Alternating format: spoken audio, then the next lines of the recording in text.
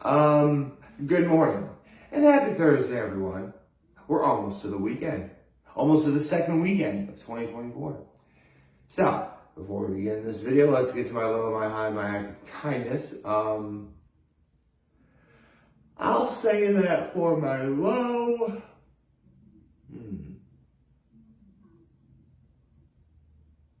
let's see, my low, what would my low be? Well, here's the thing. I'm actually in preparation of getting ready for a night to glow this upcoming Saturday. And in trying to prepare, I stayed up far later than I should have. But for the most part, I think I have just about everything ready. Now I actually have to get my outfit dry cleaned within 24 hours. Good luck with that. So, for the most part, everything's taken care of. It just took a lot longer than it should have. My highs, I got to see my family yesterday. As well as, there's something I really want to talk about regarding, technically something I sort of alluded to yesterday. But I really talked about it in earnest today. And my act of kindness was I took the garbage out for my folks. Yeah, because the holidays kind of screwed everything up. Hopefully next week, garbage day will actually be on Wednesday as opposed to it being today. Because that's what it was before. Because with holidays like Christmas and New Year's Day being on a Monday, and places and establishments like, you know, the garbage people being obligated to be off on those days, it kind of sets everything back a little bit. Hopefully now things will get a little bit easier. But only time will tell. Speaking of only time will tell, remember how in yesterday's video I pretty much started off by saying I thought I got through everything I could have possibly talked about in the video the day before, which was the State of My Being address. But the one thing I forgot to talk about was the fact that in the previous 100 days, we had Mean Girls Day. Well, I think that was meant to be a sign, because we got Mean Girls in the theaters again. Oh, I'm so excited. Okay, so a couple things. Like, this isn't the Mean Girls that came out in 2004, okay? This doesn't have Lindsay Lohan or Lacey Chabert or Amanda Seyfried or Rachel McAdams. This is an entirely different cast, and I think it's based on the musical that hit the Broadway show. So I think there's going to be some songs and music in this movie, which, come to think of it, I can't remember the last time I saw a musical in the theater. I mean,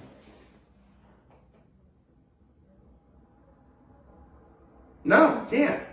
I think the last any movie in which it was a musical that I saw in the theater was Frozen 2. That might have been the last movie with songs in it that I actually saw in the theater. So keep in mind, I didn't know, I'm not familiar with Mean Girls, the Broadway show. If that kind of thing, I didn't even know Mean Girls was a Broadway show. I mean, honestly, if I were to see the Broadway show, I'd probably be thinking, you know, just like I thought when I saw The Lion King on Broadway years ago. The movie's better. And for sure when it comes to, The Lion King, yeah, the movie is better. The original animated one, 1995, not the one that came out a couple years ago. That was live action, even though it was clearly CG animals. Although, that actually reminds me of something I want to get into a little bit later. But, my point is, Mean Girls is back in the theater, but it's not going to be what we got in 2004. Now, for a brief rundown, I didn't see Mean Girls in 2004 in the theater. I actually had to saw it when we had to rent it on home video. That's how long ago it was. This is back when video stores still existed. But I remember, But when I did see it at home with my mom and my brother, because my brother was the one who wanted to see it. I think it was my brother. It sounds like something we'd watch. I remember leaving it kind of neutral. Like, I didn't hate it. But then all of a sudden, like 4 years, like, everyone was talking about this movie. Like, everybody was talking about Mean Girls. Like, I got to college about 4 or 5 years later, and whenever anyone got together to see a movie, chances are Mean Girls was a topic of conversation. It was insane. I'm like, damn, this must be a great movie. So years later, I actually gave it another chance. I'm like, yeah, this movie's pretty awesome. Oh, sorry, I should be quoting the movie. This movie is so fetch. Figured I better do that now, because chances are, if anyone's actually gonna be seeing the movie in theaters today, we're gonna be hearing that.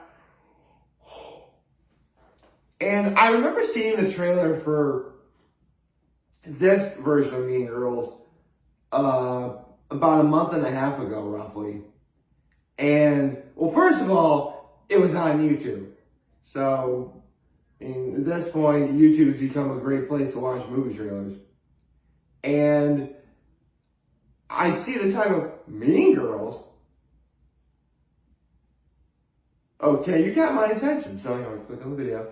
And I'm watching this, and here's the thing. Maybe they came up with a different trailer later, but if they're alluding to the fact that this is meant to be like the musical, there was like no music I heard in the trailer. At least not of anyone singing, that is.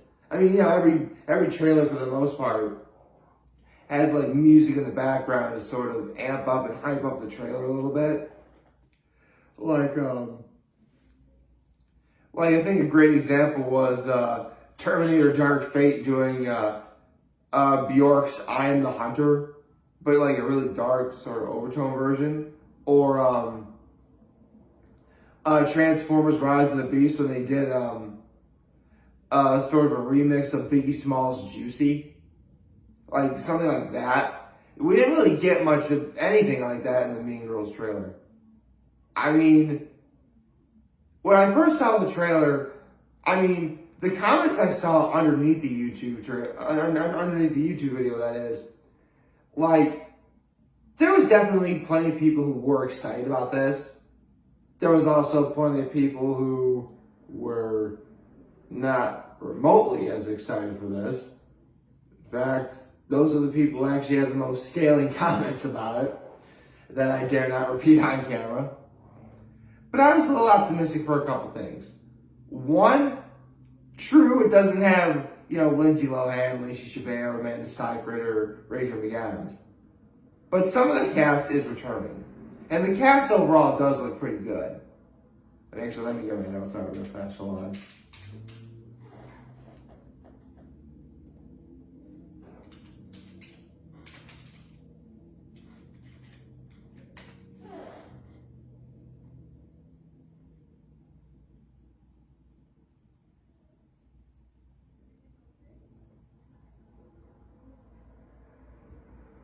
Yeah.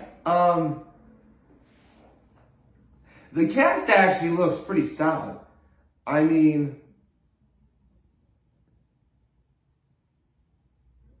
for sure the one person who definitely caught my eye was Tina Fey as Miss Norbury. Specifically since she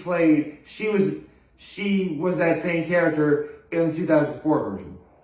I mean, like, whether Tina Fey realizes it or not, Mean Girls is like her baby. Like, Tina Fey helped write like the first Mean Girls. And so she had really big involvement in this movie as well. In fact, she actually wrote the screenplay, which, I mean, Mean Girls is her baby. It is. If anyone should have final say as to how this movie is made, like, it ought to be her.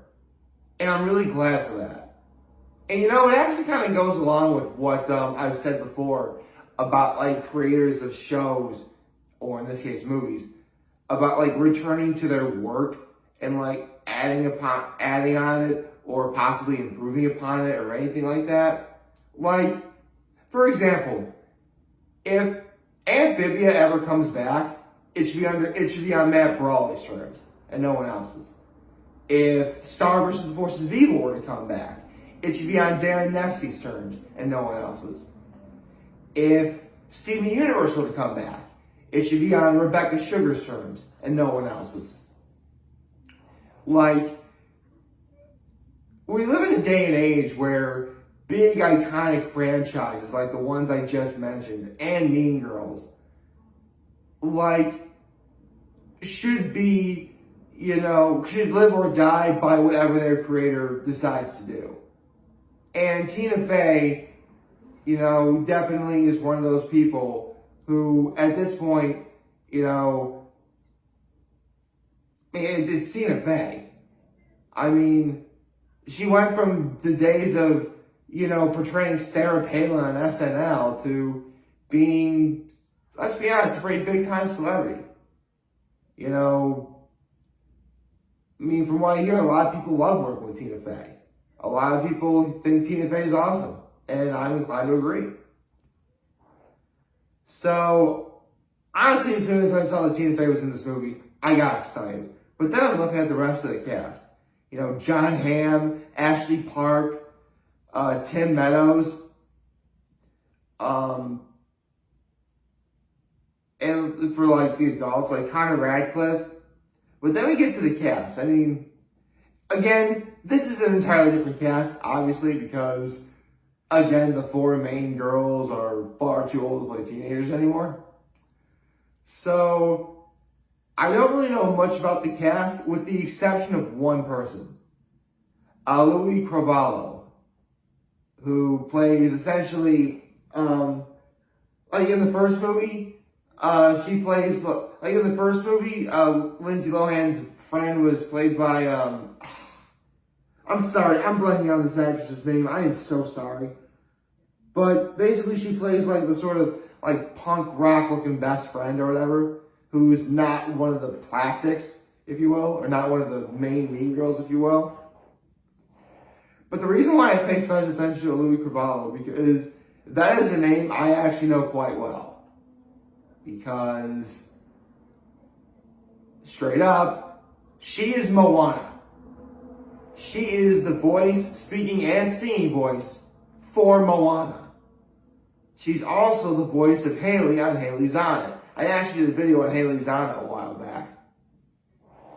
And I paid special attention to the fact that, like, that show is the first time where a Disney princess is actually voicing the main character of a show.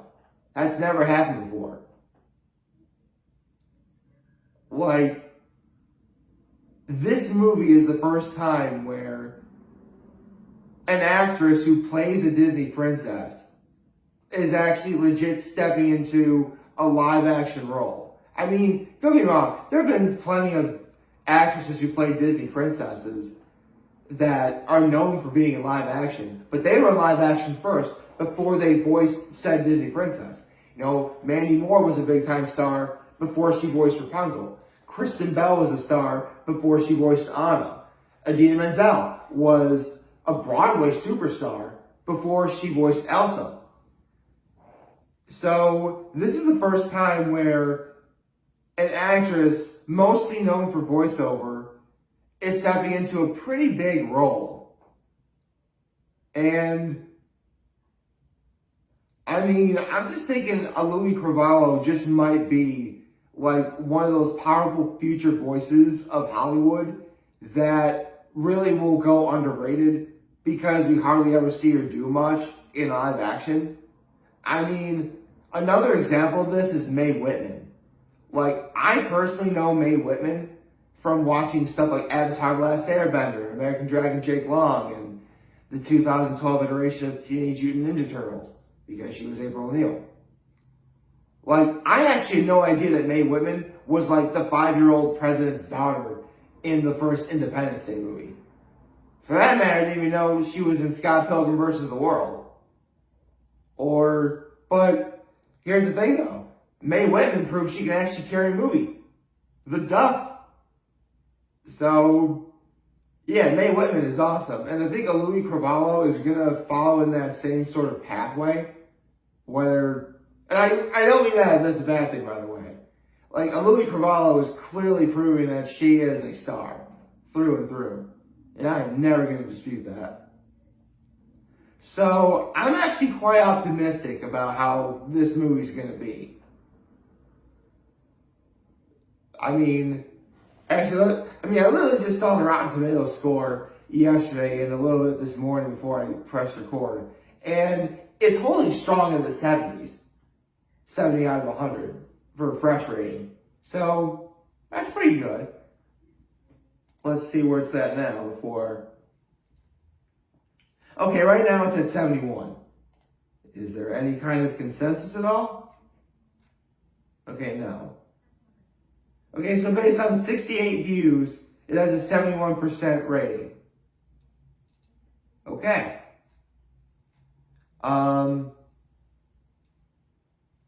For sure, though, I am liking what I see here.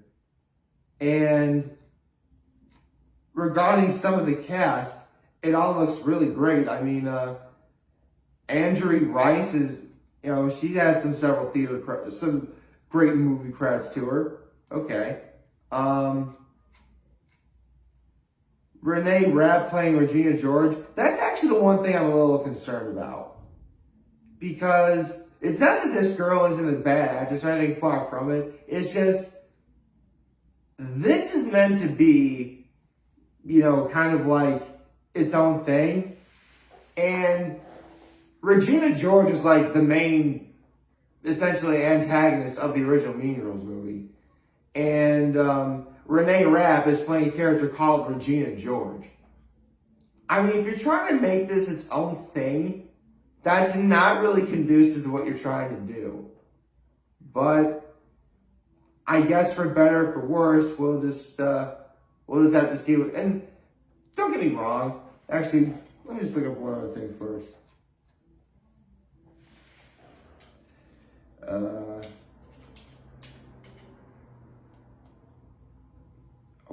darn it.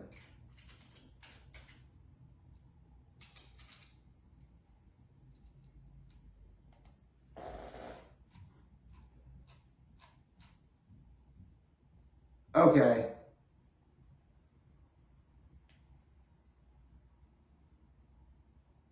Okay. So I guess this really is legit like the movie in the way that all the younger stars are playing the main characters. Like, Angourie Rice is playing Lindsay Lohan's character. Renee Rapp is playing Rachel McAdams' character. Hold on. Babe Wood is playing Lacey Chabert's character. Alright. So, I guess we'll just have to see where this goes. I'm personally a little optimistic. In fact, here's the thing. I never saw Mean Girls in the theater. I think I was either it would have been 2004, so I would have been old enough to see it in the theater, but I don't think it would have been my thing. Here, in a way, it's like a second chance, but in a way, I guess, the opposite is the thing. A 34-year-old man should not be excited about seeing a movie called Mean Girls, yet here I am. I'm seeing a movie in the theater, I'm potentially seeing a movie in the theater that's 20 years too late probably for someone like me to watch.